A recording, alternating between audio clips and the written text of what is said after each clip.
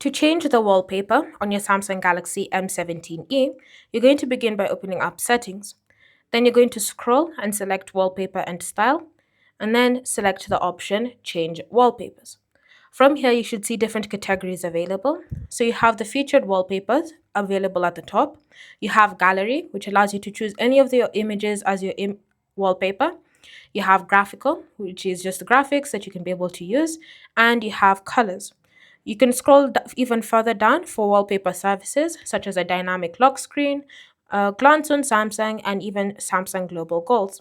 If you don't like any of these options, you can just tap on Get More Wallpapers, and this will redirect you to the Galaxy Theme Store. From here, you can be able to go ahead and download a wallpaper and use it on your device. If you do need guidance on how to do that, I'll leave the video linked down below guiding you through that process. So once you've successfully selected the wallpaper that you're going to use, so say for example, I decide to use this graphical one. You want to just tap on next after you've selected where you're going to apply it, and then select done to save the changes. Now, whenever you glance at the wallpaper, you can see it's been successfully changed.